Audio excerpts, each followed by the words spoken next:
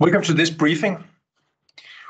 We're going to cover the evolution in Microsoft's partner landscape and ecosystem in Finland.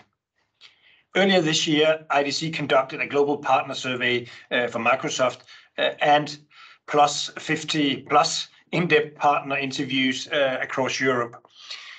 Its findings from these activities that I'm going to present in the next 20 minutes or so, and also some local technology markets insights from Finland.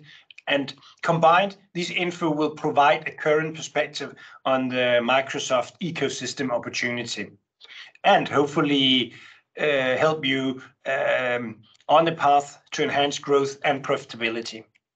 My name is Jan Horsager. I'm Research Director at IDC Nordic.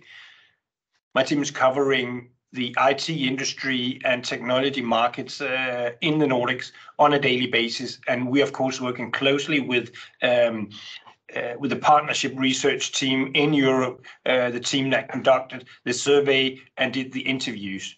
But let's look at the agenda for today. We'll start out by looking at partnering momentum and especially Microsoft's position. Then we'll have a look at some market insights from Finland and dive deeper into then the business models of Microsoft partners, because that business model discussion is absolutely essential to this partner study and to partnering in the future as well. And finally, wrap it up with some recommendations for partners. Partnering momentum. Fast backwards 25 years, partnering has become an essential part of the IT industry and digital transformation. From the need for more sales capacity 25 years back and resales partnership till fast forward today, where we're looking at co-selling, co-creation, collaboration, and new business models when we're talking about partnering in general. If we look at Microsoft partner momentum in 2022, well, it continues across EMEA. So the survey that IDC did got around 800 partners throughout the EMEA region. And based on the 2022 EMEA partner survey, 53% of partners in EMEA participate in Microsoft's partner program.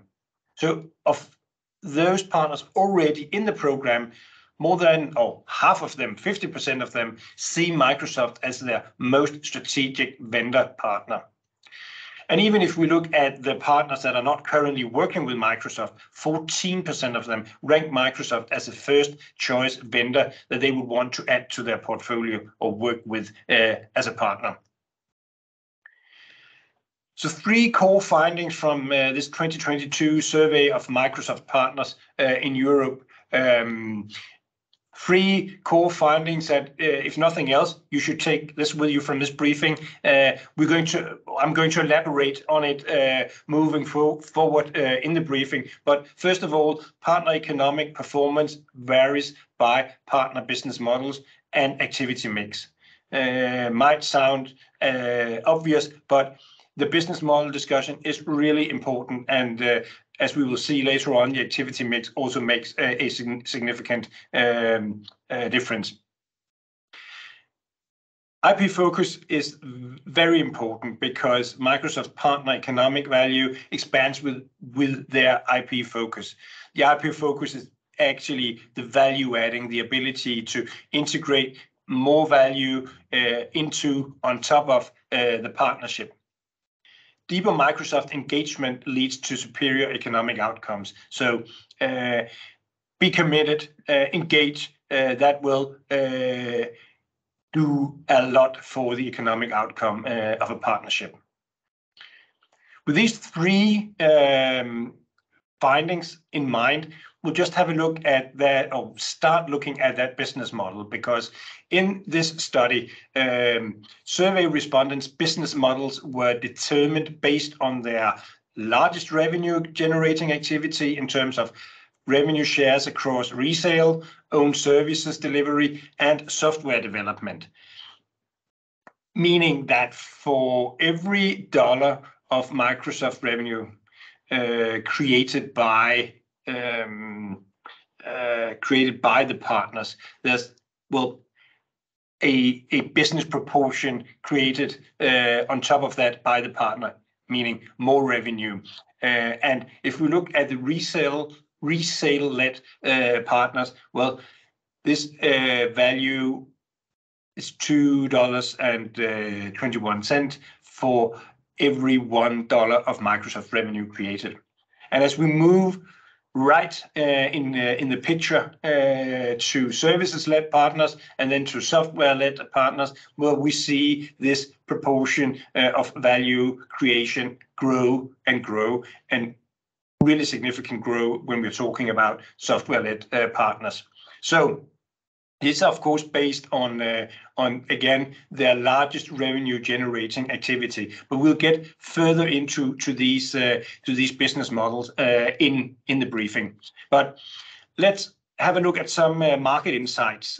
We'll zoom in on Finland, but we'll start in the growing perspective actually, because IDC conducts a what we call a future enterprise resiliency and spending survey. So we ask decision makers on technology around the world, including Europe and the Nordics, also how they look at the current situation, and half of organizations now actually expect more uncertainties related to the ongoing atrocities in COVID-19 pandemic, geopolitical tensions, inflation, energy crisis, and so on, to negatively impact the growth, the economic growth in 2023. And 61% of organizations think that their home country will enter a recession in the coming year. So quite a negative note, but then it's interesting to see that the European IT spending is comfortably above the predicted the European real economic growth, and it's been like that for the last few years.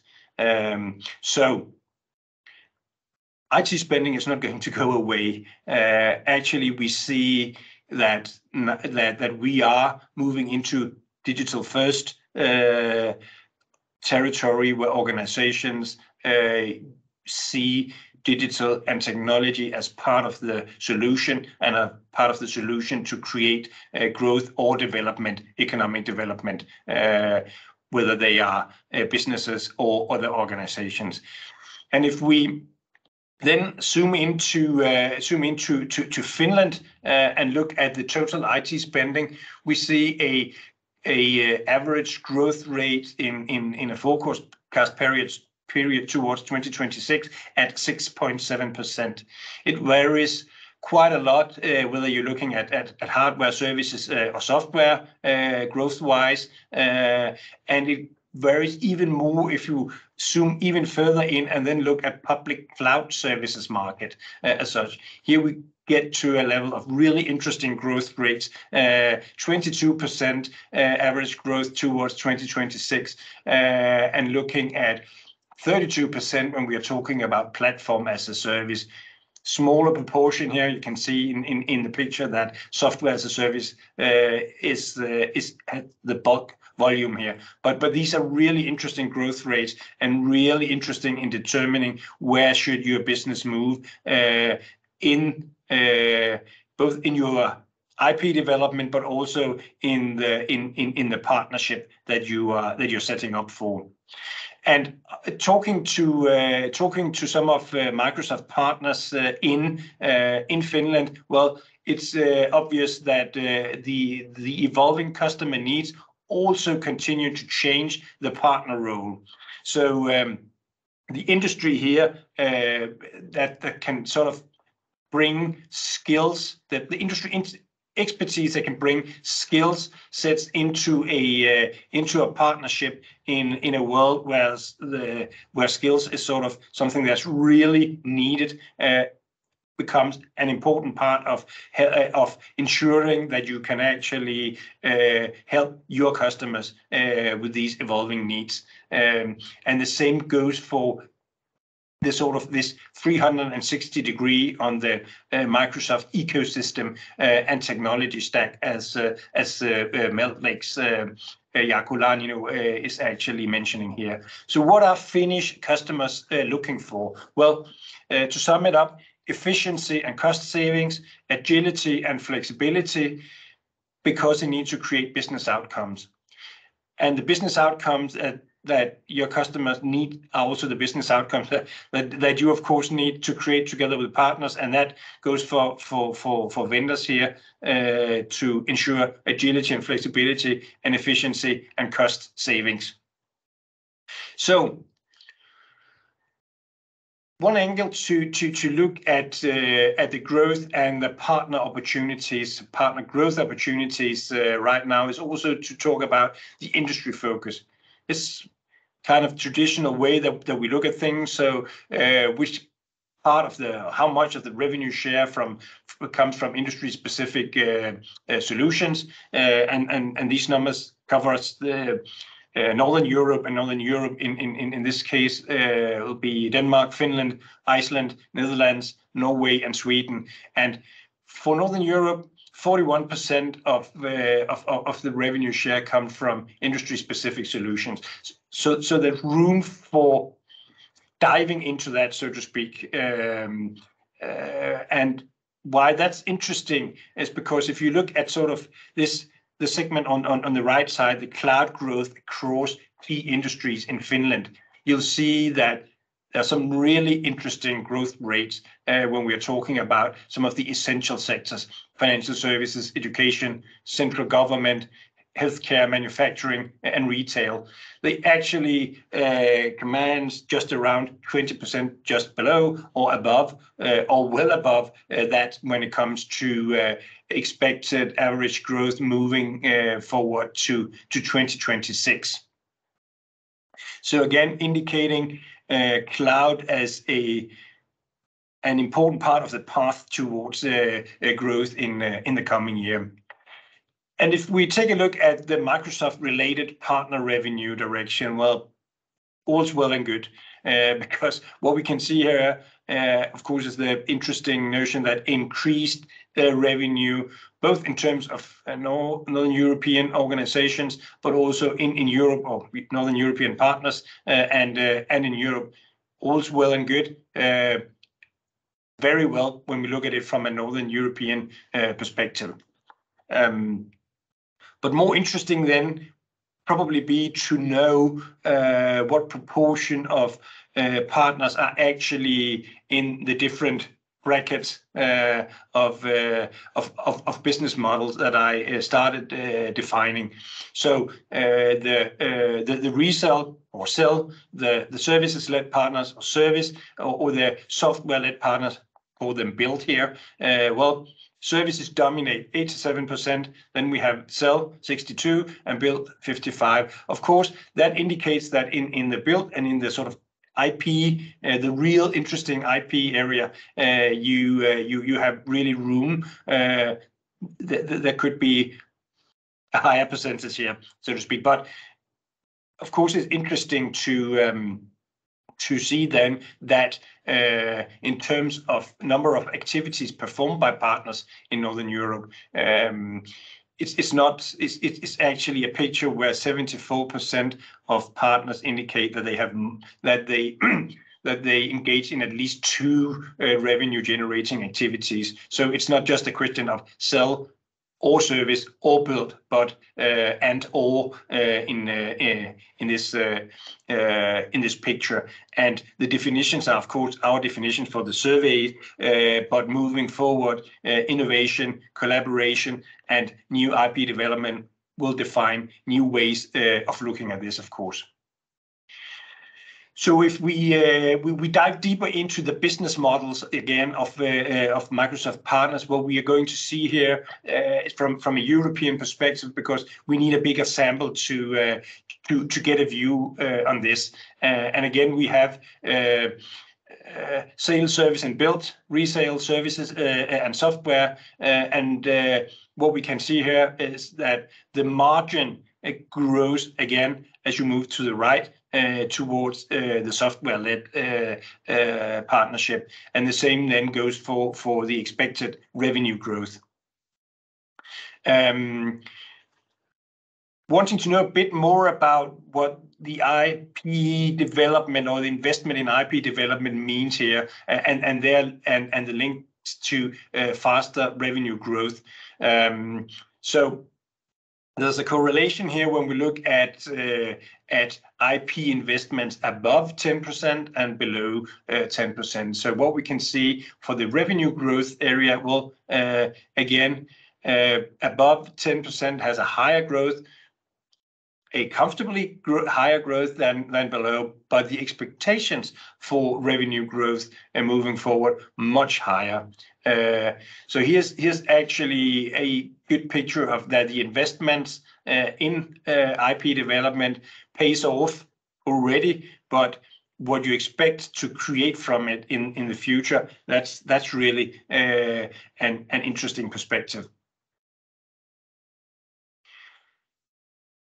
Talking a lot about IP and IP investments, and also talking about the software-led, and I mentioned a couple of times this being the sort of classic IP.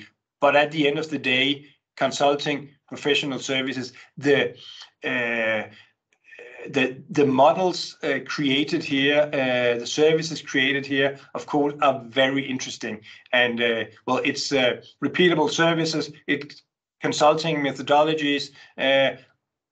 That's also IP and often supported by software and provide a solid platform for partners and the integration and the value adding and value creation in a collaboration and a co-creation like a partnership should be.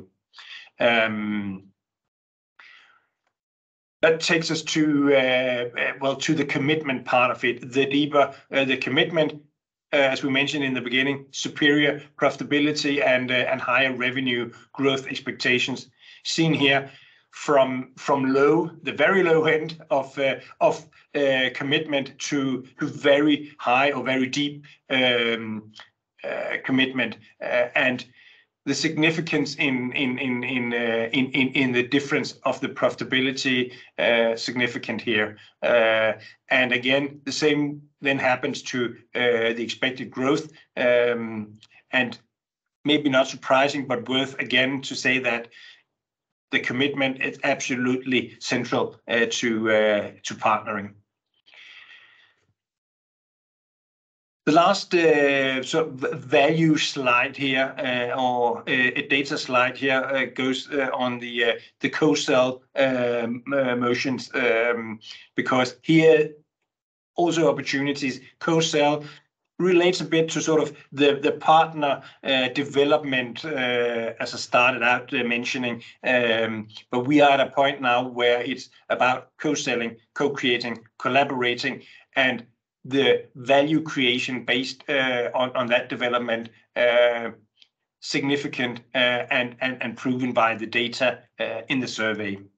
So looking at the sort of partnership value, the conclusions here, what we see when we ask why deeper strategic vendor engagement drives business benefits. Well, as a partner and as a business in general, you need to be streamlined and efficient. And when you're a partner, it's the streamlined and efficient vendor engagement that you can create, and the business benefits you can create then from a deeper strategic vendor engagement. The advanced specialization and differentiation can be utilized. You can differentiate and you can work and co-create with others as part of your partnership.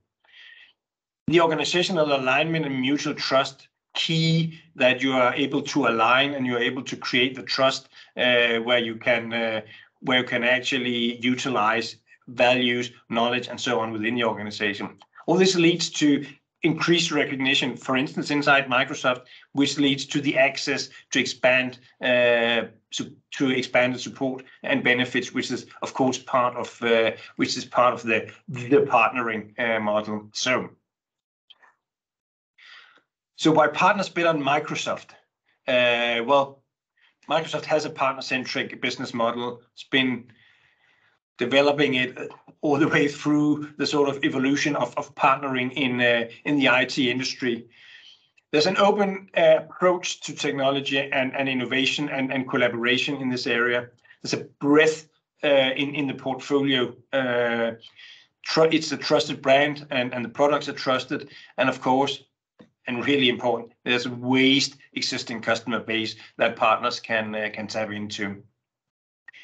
So finally, recommendations for Microsoft partners in Finland. Invest in the Microsoft relationship. It's both money-wise and engagement-wise. It's necessary to invest and to commit to the relationship. Expand the Microsoft Cloud engagement back to some of these slides showing that this is where the real growth happened in the coming years. Develop IP, be sure to add value to the partnership. And then finally, engage Microsoft's go-to-market engine and co-selling opportunities, because it's where you can get value for the money right away. So by that, thank you very much for listening. Goodbye.